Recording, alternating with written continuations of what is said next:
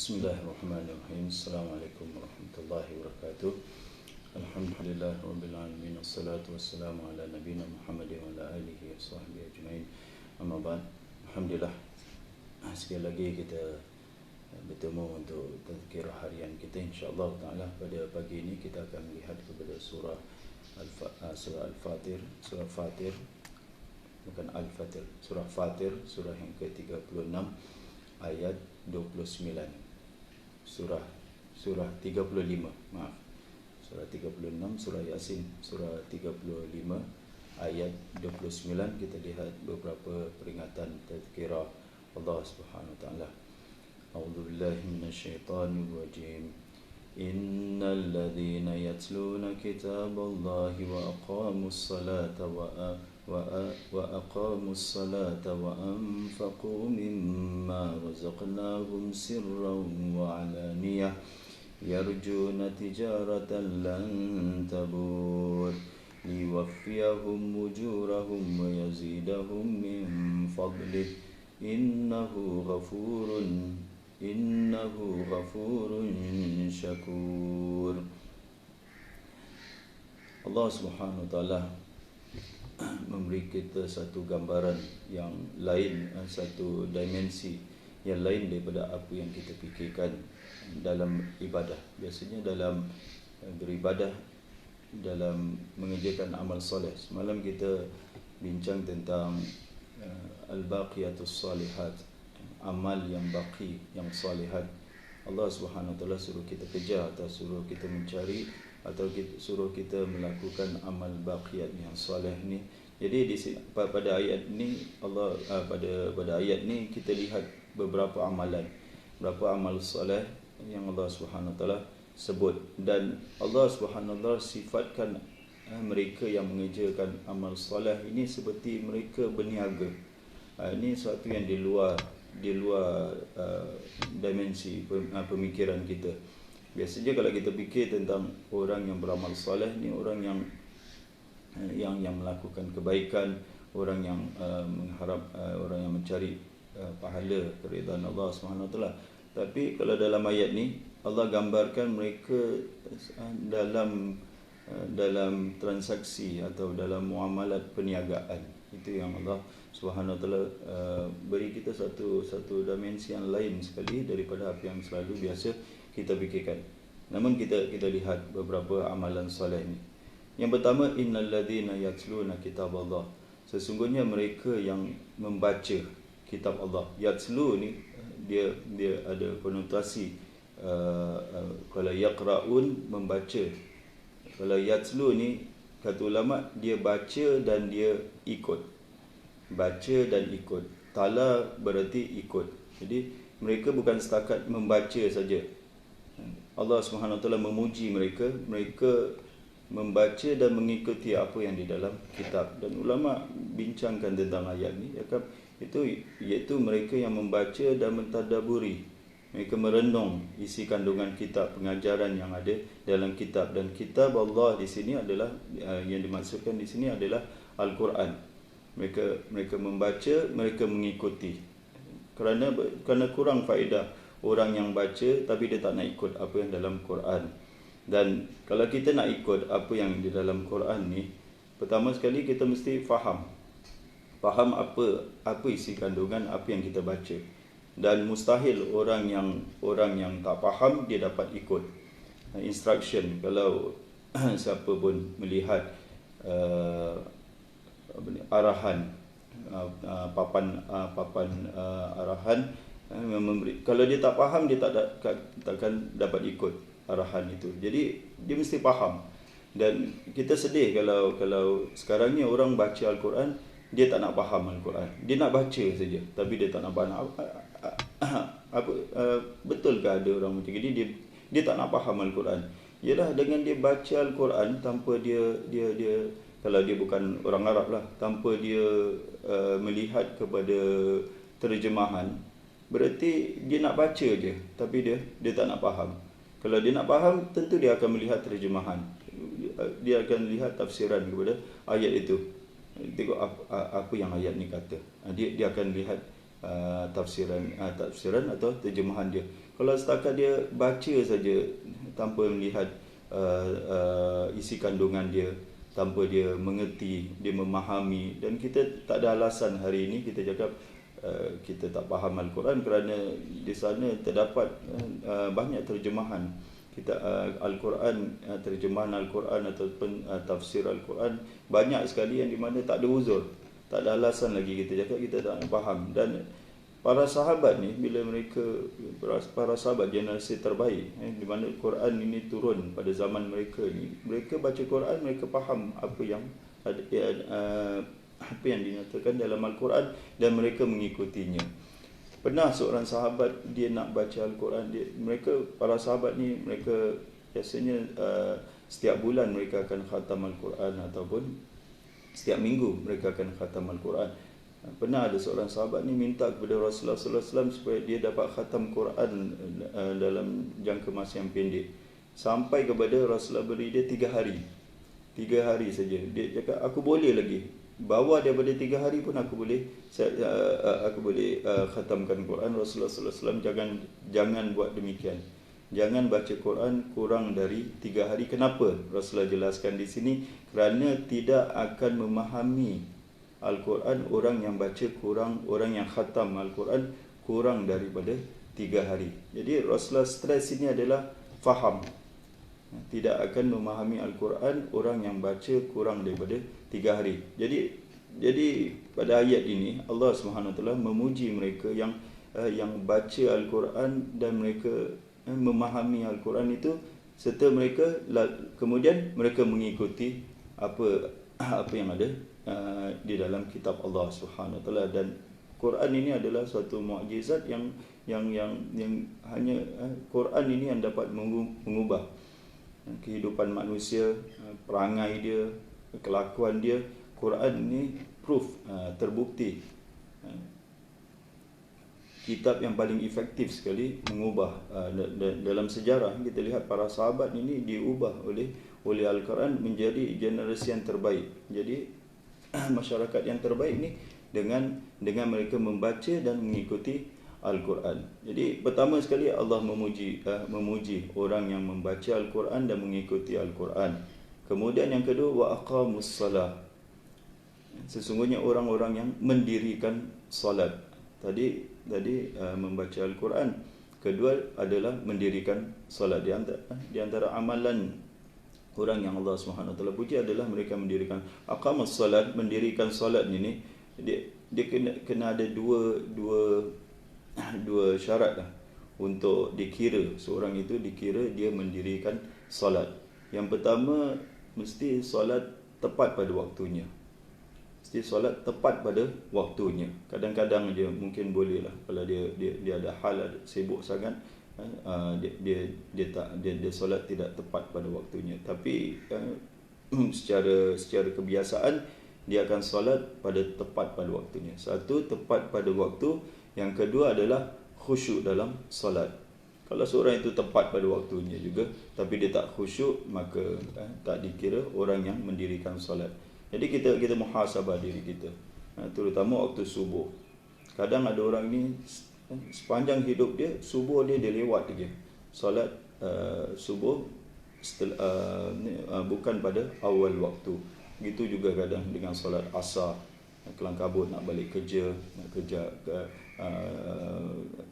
bereskan urusan sana sini, dia lewatkan solat dia. Dan ini tak termasuk orang yang aqamus salah. Yuqimus salah, mestilah solat tepat pada waktu ni macam mana pun. Dan lebih buruk lagi orang yang ada masa, orang yang tak sibuk, terutama suri rumah tangga, orang yang dah bersara, tak ada kerja, tak ada apa, solat pun boleh lambat juga.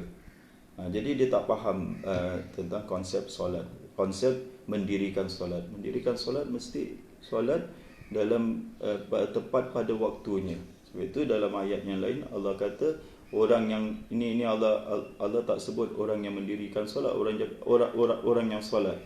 Fawailul lil musallin, celakalah, binasalah bagi orang yang solat.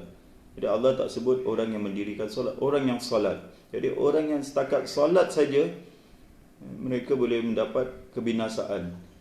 alladzina hum an salatihim sahun, orang yang daripada solat mereka ni sahun. Ini lalai ataupun mereka ni solat, kata Ibn Abbas, mereka ni solat bukan tidak menepati waktunya.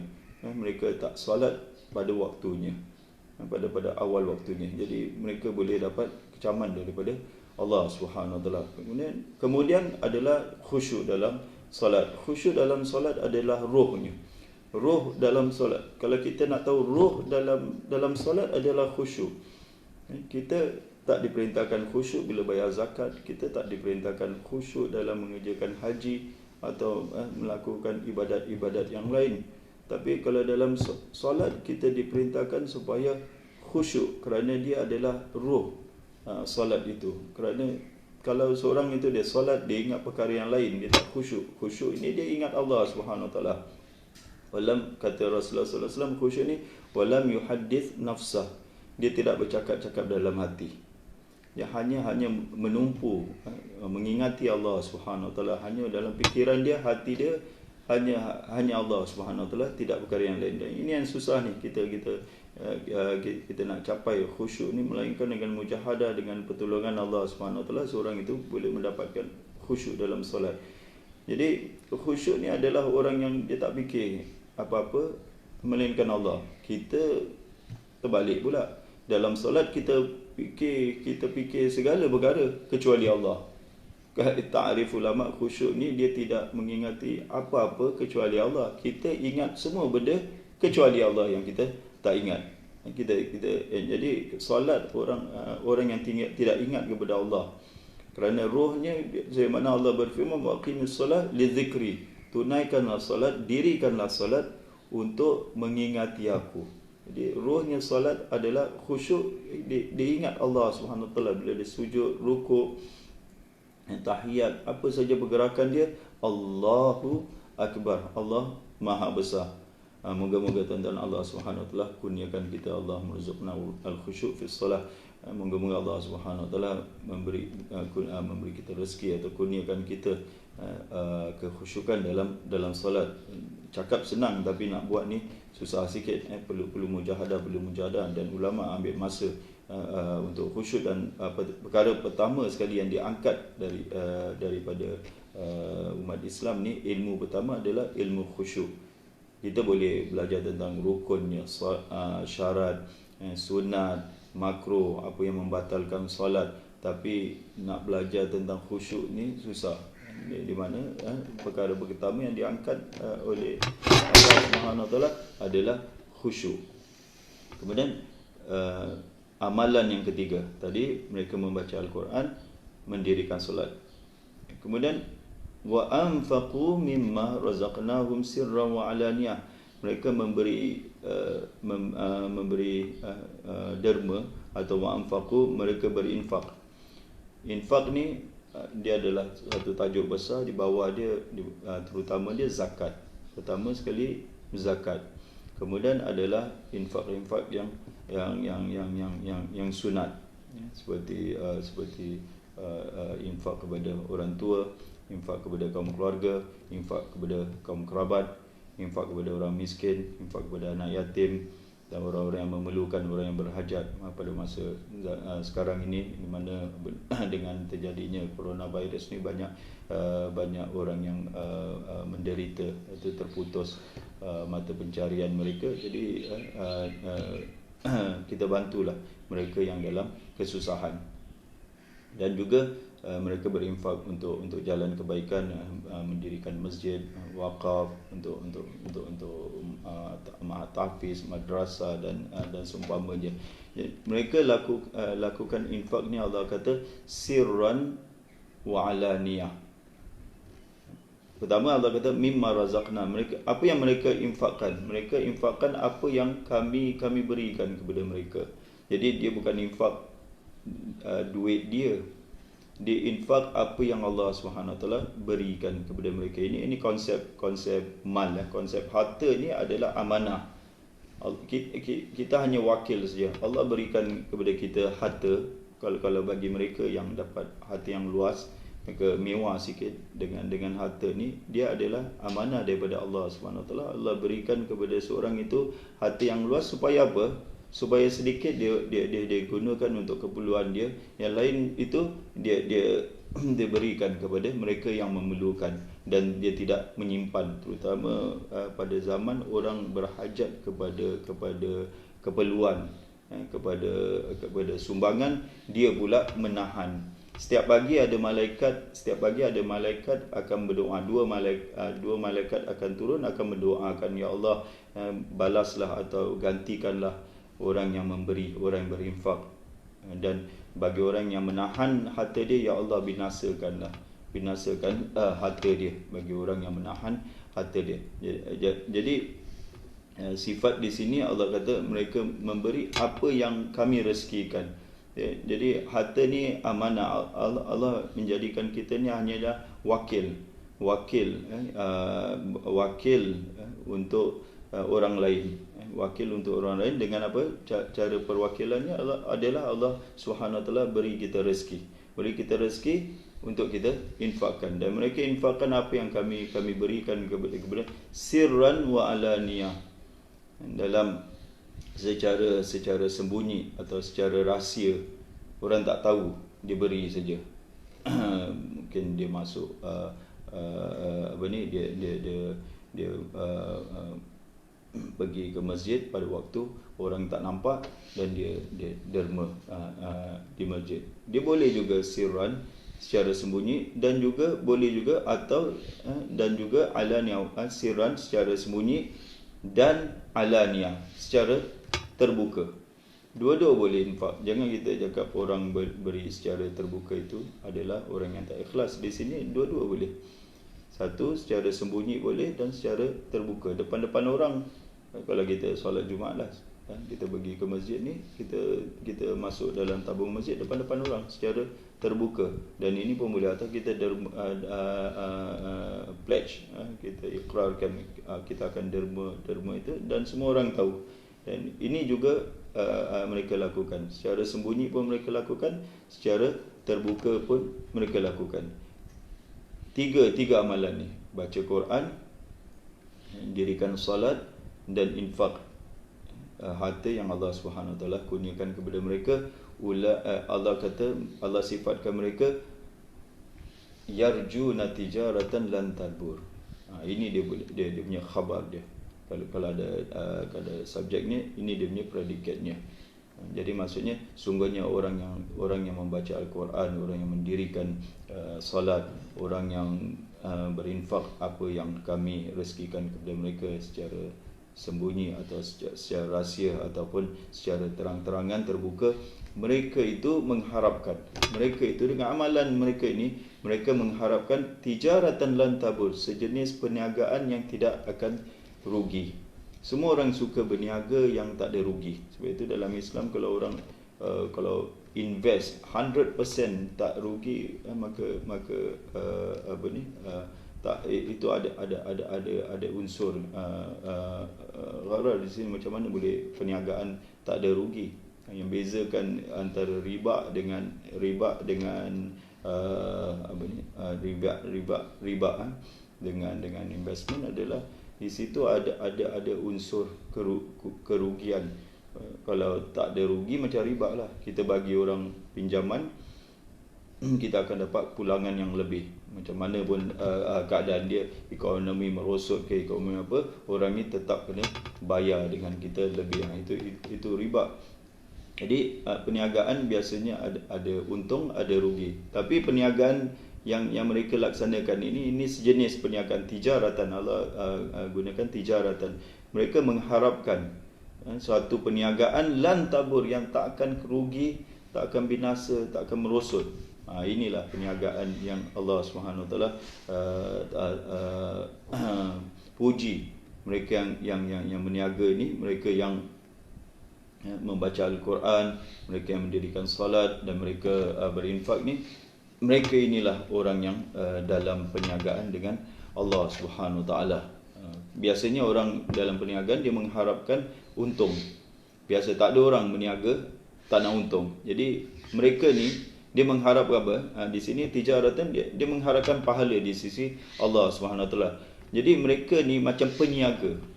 Peniaga ni kalau kita nak lihat, peniaga ni dia tak boleh on off punya meniaga. Hari ni aku nak meniaga, besok aku tak nak meniaga. Bulan ni aku meniaga, bulan depan aku tak meniaga, tak boleh. Dia kena konsisten, dia kena berterusan meniaga gitu. Sama juga dalam baca Quran ni, dia kena istiqamah. Sekarang ni HMJFF dan juga grup-grup yang lain, mereka lakukan dua muka surat satu hari. Itu istiqamah, walaupun sedikit, dua muka surat dalam masa 10 bulan akan khatam. Jangan kita terus tak ada. Kita ada masa kita baca Quran, tak ada masa kita tinggalkan Al-Quran. Tak boleh. Quran ni kalau kita tak set dia punya time, kita tak bagi dia punya jadual ni, maka kita tak akan baca Al-Quran, atau kita tak akan dapat habiskan Al-Quran itu dalam tempoh yang kita. Kalau kita tak set target, mesti nak set target. Satu hari berapa muka surat kita baca, mesti nak set target. Bila ada target ni, kita dapat baca secara istiqamah, dan kita dapat selesaikan Al-Quran. Bukan nak selesaikan, sebab kita nak baca lagi, nak tahu berapa kerap kita baca Al-Quran. Tengok berapa kali khatam, berapa kerap. Orang tu kadang dia tahu baca Quran, tapi setahun pun dia tak khatam Al-Quran. Jadi kita tahulah berapa banyak dia baca Quran. Sedikit sangatlah kalau setahun pun tak dapat khatam Al-Quran, itu sedikit sangat dia baca Al-Quran. Jadi dia mesti nak berterusan. Begitu juga solat, alhamdulillah ada waktu dia. Cuma kita nak tepat pada waktunya, Allah dah tetapkan. Begitu juga dengan infak pun begitu juga.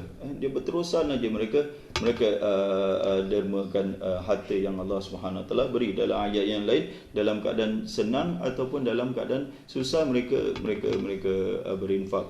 Ini dia kat peniaga.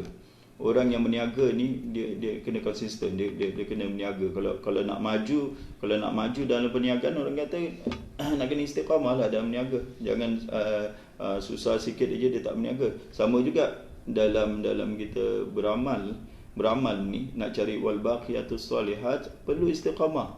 Perlu istiqamah dalam amalan kita laku, walaupun sedikit. Amalan yang dicintai oleh Allah Subhanahu Wa Taala adalah amalan yang dilakukan secara berterusan, walaupun sedikit. Kita Nabi cakap, walaupun sedikit tapi dia lakukan secara berterusan. Moga-moga Allah Subhanahu Wa Taala masukkan kita dalam golongan orang yang mengharap yang melakukan tiga amalan ini. Tiga amalan kalau dapat kita tetapkan, setkan dalam diri kita, jadualkan dan diri kita untuk kita melakukan tiga amalan ini. Dan Allah sifatkan mereka ini mengharapkan satu perniagaan, dan perniagaan ini takkan rugi. Kemudian Allah juga dengan amalan ini ada sebab Allah Subhanahu Wa Taala beri balasan kepada mereka. Ayat seterusnya, liwaffiyahum ujurahum, dengan supaya Allah menyempurnakan pahala bagi mereka. Kan mereka dengan amalan tiga amalan ni, mereka mengharapkan pahala di sisi Allah. Di akhirat nanti Allah akan sempurnakan, Allah akan bayar, Allah akan balas mereka dengan amalan mereka ni. Jadi ada alasan Allah bayar. Ini kita nak kembali kepada Allah Subhanahu Wa Taala, tak nak buat apa-apa pun amalan, nak harap balasan apa?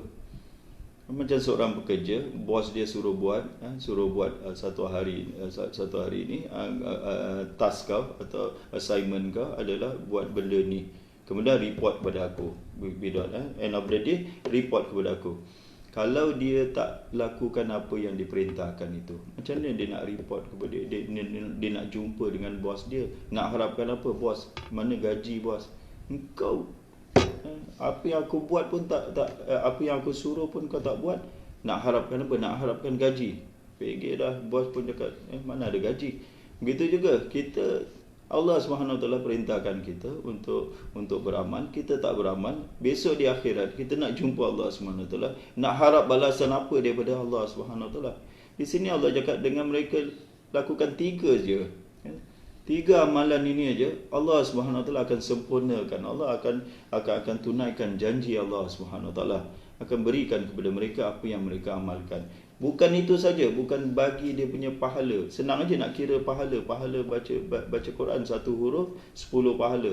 Pahala solat semua dah pahala infak $1 RM1 ada kali 700. Senang aja.